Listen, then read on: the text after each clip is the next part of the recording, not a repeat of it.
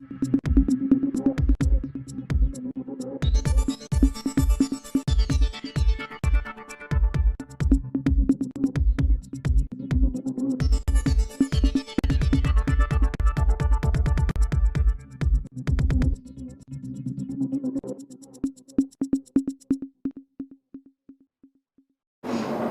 దురదృష్టం ఏంటంటే కొందరు నాయకులు అంటే ముఖ్యంగా మా జితేందర్ రెడ్డి గారు మాజీ ఎంపీ గారు మా పార్టీని వదిలేసి కాంగ్రెస్ హైకాండ్ కప్పుకోవడం జరిగింది. నాకు మంచి మిత్రుడు, నాకంటే ఒక 6 నెలలు పెద్ద నాకు అన్న, నాకు చాలా గౌరవం ఉండింది. ఎందుకంటే ఆయనను తీసుకొని వచ్చి ఆ రోజు రవీంద్రనాథ్ రెడ్డి ఒప్పించి ఈ పార్టీలు తీసుకొని వచ్చి అలయన్స్లో టికెట్ ఇప్పించి ఎంపీ చేసినటువంటి పార్టీ భారతీయ జనతా పార్టీ. ఆయన ఏ పార్టీలో ఉన్నా ఎప్పుడు భారతీయ జనతా పార్టీ పాట పాడేవాడే. ఆయన మా పార్టీ ఇడిచిపెట్టి పోయిన తర్వాత మళ్ళీ పార్టీలో వచ్చిన తర్వాత కూడా భారతీయ జనతా పార్టీ జితేందర్ రెడ్డి గారిని జాతీయ కార్యవర్గ సభ్యుడు ఇవ్వడం, ప్రధానమంత్రి పక్కల కూర్చునేటటువంటి అవకాశం వీళ్ళ జీవితాల్లో ఎన్నడని వచ్చేదా ఒక్కసారి ఆలోచన చేయండి. అంతేకాదు సుమా, మొన్న ఎమ్మెల్యే ఎలక్షన్లో తన కుమారుడికి టికెట్ ఇవ్వడం. భారతీయ జనతా పార్టీ బయటి నుండి వచ్చిన వాళ్ళకి ఎప్పుడు కూడా తక్కువ చేయలే.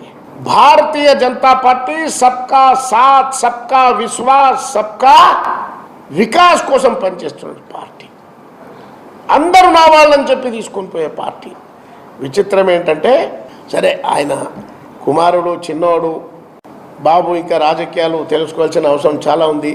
ఆయన ఏమన్నాడంటే, అసలు కాంటెస్ట్ చేయడానికి ఎవరు లేరటైడా బీజేపీకి, లేకుంటే వాళ్ళ ఆయన్ని నిలబెట్టిండట. నేను చెప్తున్నా బాబు, మాట్లాడే ముందు మీ నాయనకి అడుగురా నాయన. 1973లో జన్సంగ్ నుండి ఈ పాలమూరులో ఎస్ రాజేశ్వర రెడ్డి గారు నిలబడి జన్సంగ్ దీపం గుర్తు మీద 2500 ఓట్లతో ఓడిపోయిన భారతీయ జనతా పార్టీ. ఇప్పుడు మీరు పక్కన కూర్చున్నట్టు ఎన్ఎం శ్రీనివాసరెడ్డి గారికి అడగండి, మరి ఏ పార్టీ నుండి గెలిచిండే ఆయన? ఏ పార్టీ నుండి గెలిచిండే? ఎవరు వాళ్లకు రాజకీయాలు నేర్పిండ్రు? కాబట్టి ఎవరో మీద వ్యక్తిగతమైనటువంటి కక్షలు పెట్టుకొని పార్టీకి నింద మోపడం అని మంచిది కాదు. ఆయనకు ఆరోగ్యకరమైనది కాదు. నేను ఒక సలహా ఇస్తున్నా.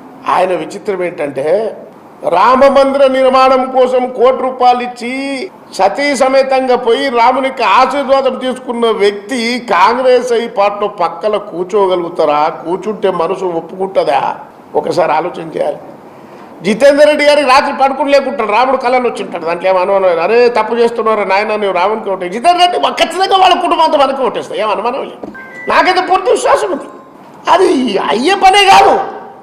ఆయన చెప్పింది కదా, కాంగ్రెస్ వాళ్ళు పక్కనే కూర్చొని చెప్పిన, ఆయన కొడుకు కూడా చెప్పిండు. ఆయన మాకు కూడా దేశభక్తి ఉన్నది. నరేంద్ర మోదీ వాళ్ళ పక్కన కూర్చొని మన ప్రచారం చేసిండు, బీజేపీ ప్రచారం చేసిండు. మీరు అబ్జర్వ్ చేసింటారు. కాంగ్రెస్ పార్టీ మంచిది, రాహుల్ గాంధీ మంచోడు, లేకుంటే సోనియా గాంధీ మంచిది, లేకుంటే నోటుకు ఓట్లో ఇరుకబడ్డటువంటి బేల్మిట్టు ఉన్నట్టు రేవంత్ రెడ్డి మంచోడు, ఏదో చేస్తాడు, దేశాన్ని ఉద్ధరిస్తారని చెప్పి పోయినని ఎవరు చెప్పలే. చెప్పిందంతా బీజేపీ మంచిది. కానీ కొందరి మీద ఏదో పెట్టుకొని మేము దీంట్లో వచ్చినాం అని చెప్తున్నారంటే కకలేక మింగలేక ఉదర్నా ఇదర్ బీచ్ మే హజర్ అన్నట్ల ఈరోజు ఉన్నది. కాబట్టి దయచేసి ఇప్పటికి నేను చెప్తున్నా, అయ్యా బీజేపీ పార్టీ అన్ని విధాల మీకు రెస్పెక్ట్ ఇచ్చింది. మేము 50 సంవత్సరాలు పనిచేస్తున్నప్పటికీ కూడా మీకోసం అన్ని అవకాశాలు కలిగిస్తున్నాం. కాబట్టి దయచేసి బట్ట కాల్చి మీద వేసేటటువంటి పని చేయొద్దని నేను చెప్పి నేను సలహానిస్తున్నాను. ఇది మీ చరిత్రకు మంచిది కాదు.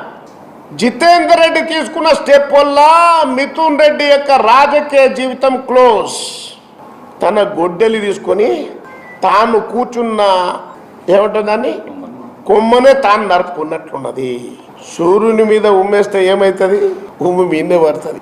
కాబట్టి భారతీయ జనతా పార్టీ ఇప్పుడు కూడా నేను చెప్తున్నా, ఈరోజు సునామీ ఉండదు, తుఫాన్ ఉండదు.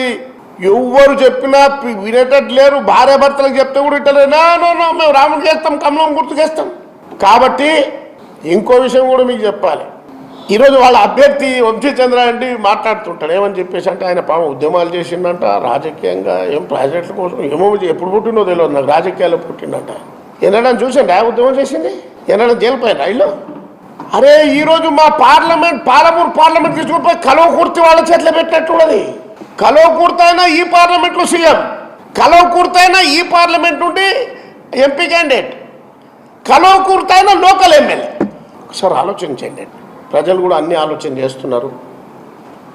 ఎవరి వల్ల ఇది అభివృద్ధి చెందుతున్నది? పాలమూరు ప్రాజెక్టుల కోసం పోరాడింది ఎవరు?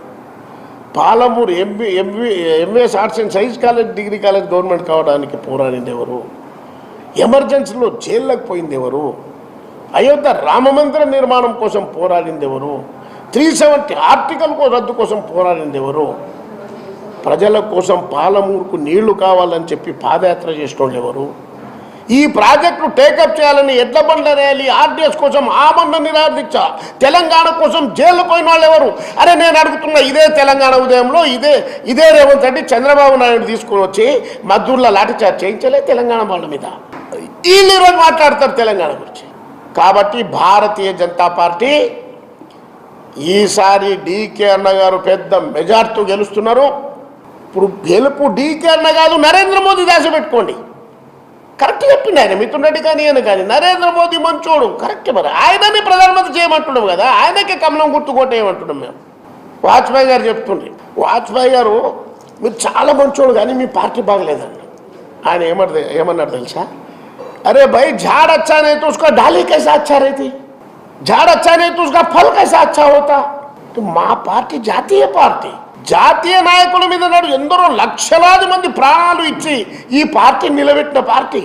ఎవరు ఒక్కరిద్దరితోనే అయ్యేది, తాత్కాలిక ఇబ్బందులు రావచ్చు. అరే లీడరా ఆతే రేతే జాతే రేతే పాలిటిక్స్ అవుతుంటాయి పోతుంటాయి, కానీ ఈ దేశం ఉండాలి, ఈ సిద్ధాంతం ఉండాలి, మన సంస్కృతి ఉండాలి, సనాతన ధర్మం ఉండాలని చెప్పి కోరుకునే వాళ్ళ భారతీయ జనతా పార్టీ. కాబట్టి మీరు కూడా అనవసరంగా నిందలు మోపకుండా వాస్తవాన్ని గమనించి భారతీయ జనతా పార్టీని నిన్న మాట్లాడదాట సపోర్ట్ చేసినందుకు నేను నిజంగా నిన్న అంత ధైర్యం కాంగ్రెస్ వాళ్ళు ఇప్పుడు కూర్చొని మాట్లాడడం చాలా సంతోషం. మన ప్రచారం చేసింది. మరి ఎంత ఘోరం అంటే 15వ తారీఖులో పనికిరాని పోస్ట్ వచ్చింది, చపరాస్ పోస్ట్. అది ఈయన ఢిల్లీ నుండి ఈ గవర్నమెంట్ సహకరిస్తారట. 15వ తారీఖు ఆ లెటర్ ఇచ్చిన తర్వాత జాయినింగ్. ఇది మీరేమని చెప్పండి, జితేందర్ రెడ్డి యొక్క స్థాయికి తగింది కాదు. దేశభక్తి ఉన్నానని చెప్పేటటువంటి వ్యక్తులు చెప్పాల్సిన మాటలు కాదని చెప్పి సందర్భంగా నేను మనవి చేస్తూ మీ అందరితో కూడా నా రిక్వెస్ట్ ఏమంటే, రాబోయే కాలంలో మేమందరినీ కలుపుకొని పోతాం. మా పార్టీకి ఎవ్వరు దుష్మన్ లేరు, సబ్ హమారే హే. కొన్ని తాత్కాలికంగా కొన్ని ఇబ్బందులు వస్తుంటాయి పోతుంటాయి, అధిగమించి ముందుకు పోతాం. ఈసారి మా లక్ష్యం ఒకటే, నరేంద్ర మోదీ గారు 400 సీట్ల పైన గెలవాలి, అందులో పాలమూరు సీటు కూడా ఉండాలని కోరుకుంటున్నాం. మీ అందరితో కూడా నా ఒకటే రిక్వెస్ట్, మీరందరూ కూడా దయచేసి ఈసారి మా పార్టీకి మీ కుటుంబ సమేతంగా ఓట్లేసి మీ బంధుమిత్రులకు అందరూ కూడా చెప్పి దేశం కోసం, అభివృద్ధి కోసం, ప్రపంచ దేశాల్లో నంబర్ 1 ఆర్థిక వ్యవస్థ కావడానికి మీ సహకారం కూడా ఉండాలని చెప్పి కోరుకుంటూ